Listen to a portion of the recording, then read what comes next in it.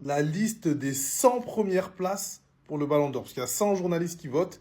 Donc, qui ils ont voté en premier? Il y en a 73 qui ont mis Dembélé en premier. Il y en a 11 qui ont mis Lamine Yamal en premier. Ensuite, on a du Vitinha, du Salah, du Hakimi, du Mbappé, du Kvara. Et on a qui, les gars?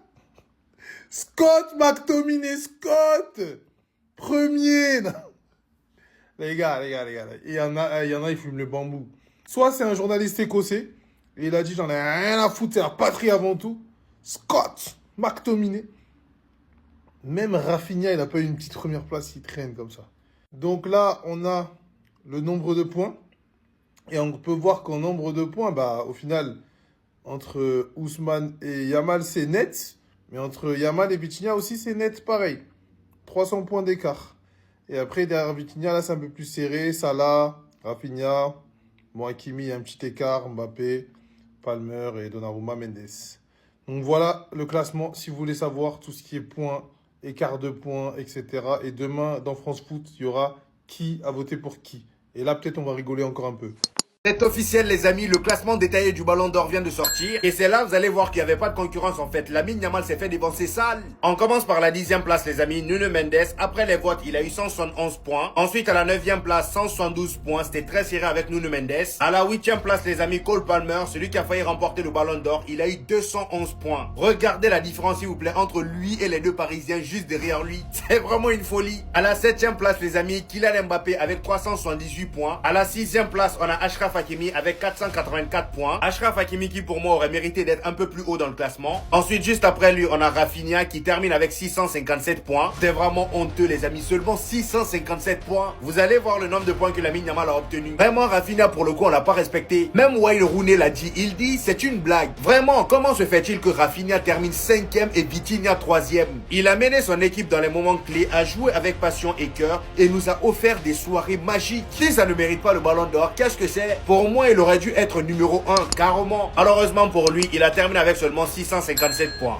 À la 3e place, Vitinha avec 703 points. À la 2e place, les amis, Lamine Yamal avec 1059 points. Et pour terminer à la première place, Ousmane Dembélé avec 1380 points. Il n'y avait même pas de concurrence. On était là, oh, Lamine Yamal, ça se trouve, il va remporter pas du tout. Regardez l'écart de points, s'il vous plaît. Et on nous informe même qu'Ousmane Dembélé a été placé 73 fois en tête des votes des 100 jurés du Ballon d'Or. Donc parmi les 100, il y en a 73 qui ont mis Ousmane Dembélé premier. Lamine Yamal n'a été mis en tête que seulement 11 fois. La différence elle est colossale. Fallait militer pour Rafinha, il aurait eu beaucoup plus d'arguments.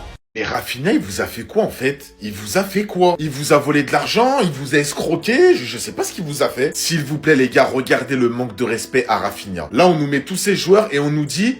Mais qui va gagner le Ballon d'Or 2026 dans les favoris? Yamal, Dembélé, Harry Kane, Bellingham, Salah, Vinicius, Mbappé, Haaland...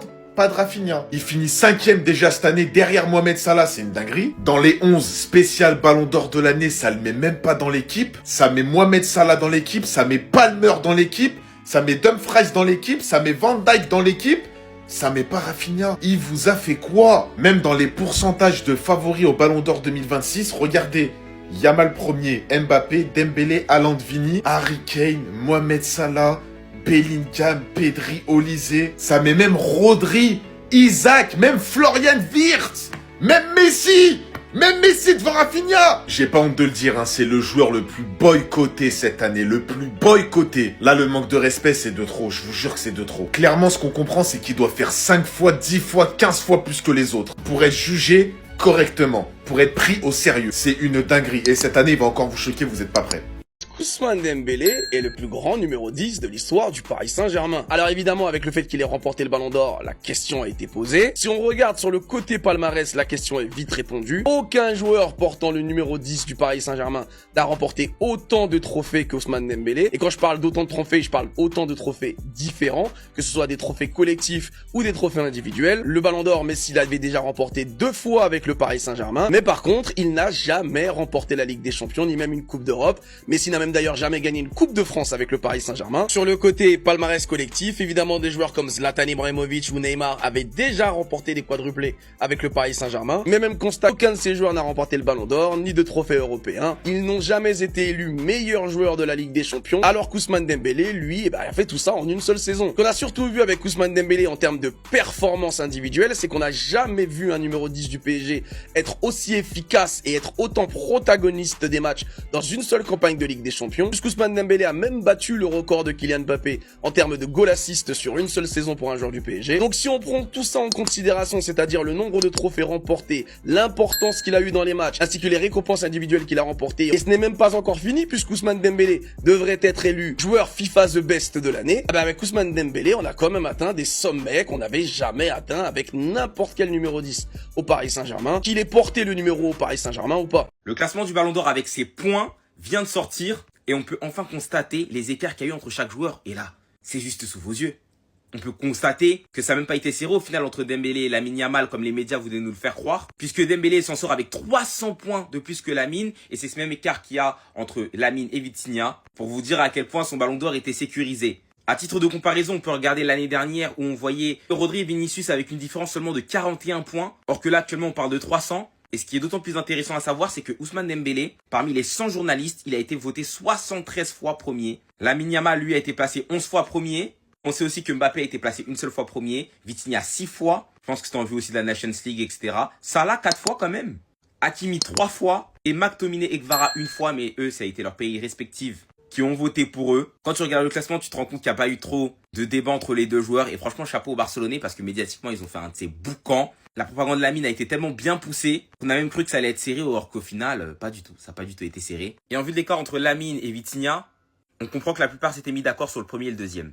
Le classement officiel du Ballon d'Or avec les points, il est sorti. Et regardez bien, il y a des surprises. Déjà, les points qui me choquent, Palmer, 211 points, au-dessus de Donnarumma et Mendes. C'est un scandale qu'il soit à la 8ème place, ce type. Pareil pour Hakimi, 484 points seulement. Par contre, Mohamed Salah, qui a fait une moins bonne saison qu'Hakimi, 657 points, c'est un scandale. Et enfin les gars, Dembélé qui l'emporte largement, 1380 points. Et deuxième Yamal avec 1059 points. On avait vu des gens dire oui, il y avait qu'un point d'écart. Non, c'était pas vrai. L'écart il est stratosphérique et c'est mérité.